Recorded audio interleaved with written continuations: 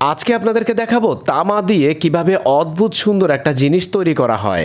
যে জিনিসটা তৈরি করতে কয়েকজন মানুষকে রাত দিন নিরলস পরিশ্রম করতে হয়। ভিডিওর শেষ পর্যন্ত দেখলে বুঝতে পারবেন তামা দিয়ে কত সুন্দর একটা জিনিস তৈরি করা হয়। প্রথমে চিকন চিকন তামাগুলোকে স্প্রিং এর মতো মোড়ানো হয়। এরপরে মোড়ানো স্প্রিংগুলোকে টেনে লম্বা করে এগুলোকে কেটে নিয়ে আসা হয় যেই জায়গাটাতে মূল জিনিসটা তৈরি করা হবে।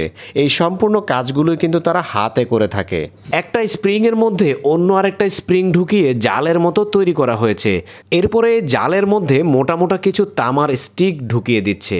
এখন পর্যন্ত কিন্তু বোঝা যাচ্ছে না ঠিক তারা কি জিনিস বানাতে চলেছে। মোটা মোটা তামার স্টিকগুলো ঢুকানোর পরে এটাকে বাঁকানোর চেষ্টা করা হচ্ছে। হাত দিয়ে প্রচুর শক্তি ব্যবহার করে এই কাজটা করতে হয় এবং কাজ করতে করতে একটা সময় দেখা যায় হাতও কেটে যায়। মেয়েটা তার কাটা হাত ব্যান্ডেজ করে আবারও কাজে লেগে গেল। মেয়েটার কাজের ধরন দেখে বোঝা যাচ্ছে যে এই জিনিসটা তারা বানাতে চলেছে সেটা নিখুঁত কারুকাজের কোনো একটা জিনিস। তামা দিয়ে তৈরি সেই জালিটার মধ্যে একটা পানির পট ঢুকিয়ে টেবিলের সাথে বাড়ি দিয়ে দিয়ে সোজা করার চেষ্টা করছে। তারপরে একে একে ছোট ছোট স্প্রিংগুলো প্রবেশ করাচ্ছে। স্প্রিংগুলোকে হাত দিয়ে আঁকাবাঁকা করে পারফেক্ট একটা শেপ দেওয়ার চেষ্টা করছে। দেখে মনে হচ্ছে আর কিছুক্ষণের মধ্যেই বোঝা যাবে তারা ঠিক কি বানাতে চলেছে। জিনিসটাকে এবার উল্টে দিতেই দেখা গেল এটা একটা ময়ূর। এখন এই ময়ূরটাকে জাঁকজমকভাবে তৈরি করার জন্য বাকি কাজগুলো করা হচ্ছে।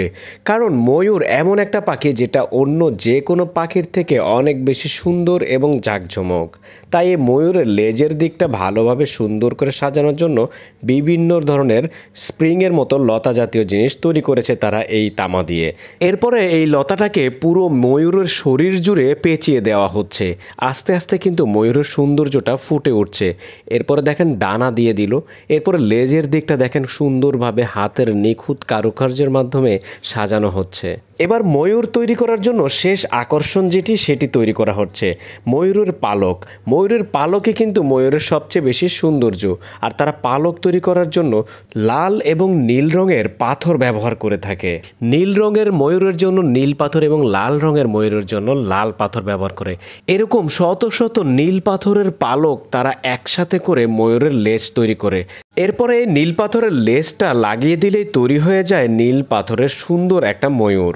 দর্শক, ভিডিও ভালো লাগলে লাইক, কমেন্ট, শেয়ার করে দিবেন এবং পেজে নতুন হলে ফলো করে পাশেই থাকবেন। ধন্যবাদ।